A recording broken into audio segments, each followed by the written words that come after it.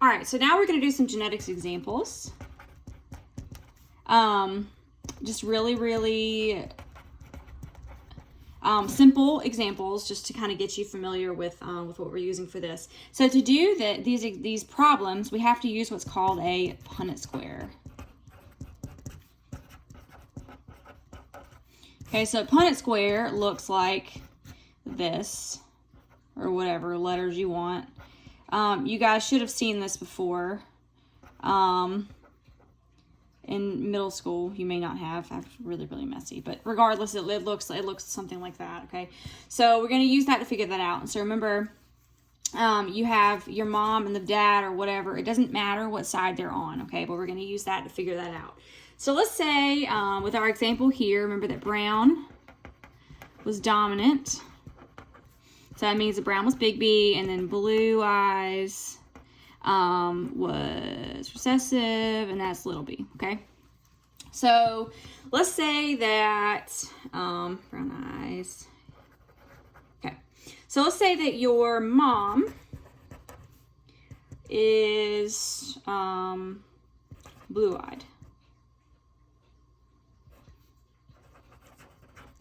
And then dad is brown-eyed.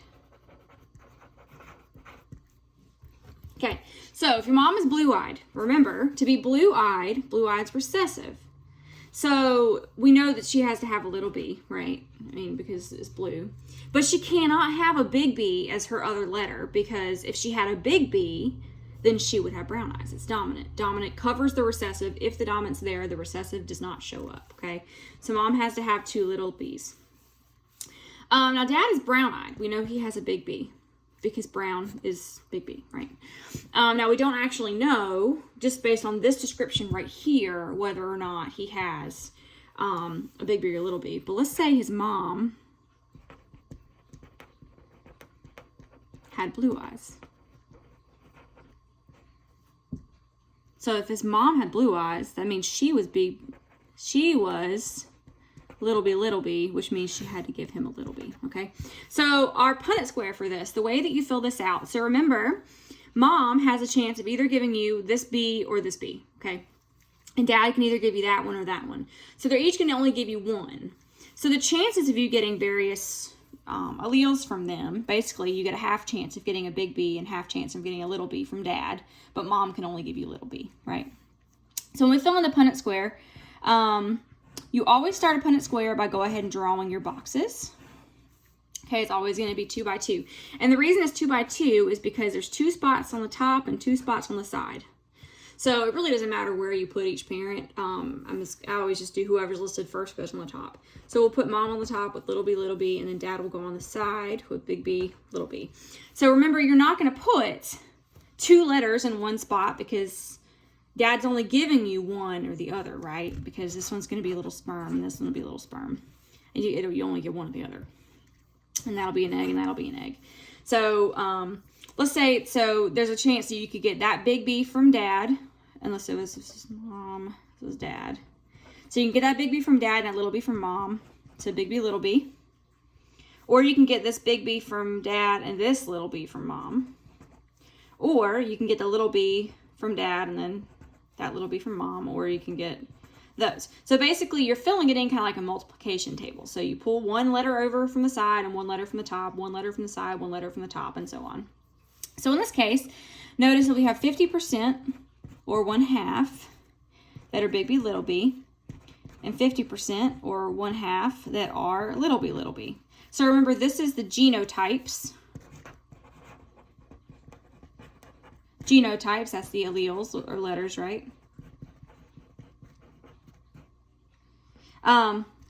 Okay, so the ones that are big B, little b, big B, little b is dominant because it has that big B. You only have to have one, okay? So big B, little b is dominant, and little b is going to be recessive. And so technically this is your phenotypes. So in this case, you'd have 50% or 1/2 that that have brown eyes. That's your big B, little b. And then you have 50% or 1/2 that have blue eyes. That'd be little b, little b. Okay. So another example. So this is your example 1. We'll do another example here. So let's say that we'll look at what? Let's see, curly and straight hair maybe. Okay. So we'll say that curly hair is dominant. We'll give that big A. And then straight hair is little a. So remember homozygous and heterozygous. Remember the homozygous is going to be the same, right? And then heterozygous is different. So in this case, Dad was heterozygous because he had 2 different letters, right? And Mom was homozygous because she had 2 of the same letters. So let's say that both parents are heterozygous for hair texture. So if they're both heterozygous, that means they're both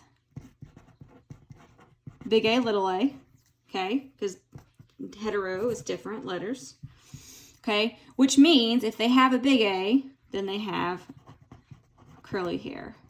So both have curly hair.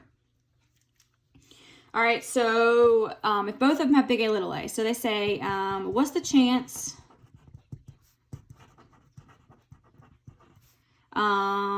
offspring have straight hair?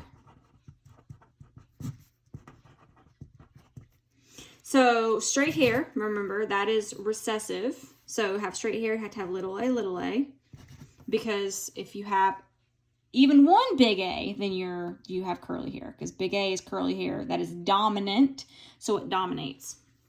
So you have to be what we call here homozygous, because it's 2 of the same letters. Homozygous recessive. So that means same and recessive small letters. Okay. All right. So in this case, so you have both parents are big A, little a. So when you fill out your, oops, I told you, you always draw your box first.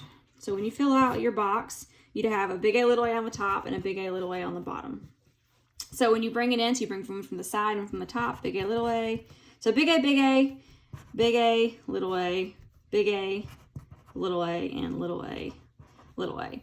So in this case, we have 25% or 1/4 that are big A, 50% or 1/2 or 2/4 or whatever that are big A, little a, and then only 1/4 to 25%, 1/4 that are little a, little a. Now, for the record, I do not care whether or not you use fractions or percentages. You just need to be able to recognize either one, because on a question given to you, it could say the fraction or it could say the percentage. So that's our genotypes.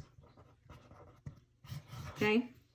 Now we're looking for the phenotypes, which we figure out from the genotypes. So in this case, both of these, so 75% or 3/4 are going to be dominant, which is, in this case, going to be curly hair. And then these right here, 25%, or 1/4 are going to be recessive with straight hair. So I want you to try some examples for this. I'm going to post some for you to work on, work them out in your notebook. Or if you want to print the page out and work them out there, that's fine too. And whenever you finish that, if you send it to me, then I will send you the key if you would like for me to. Have fun.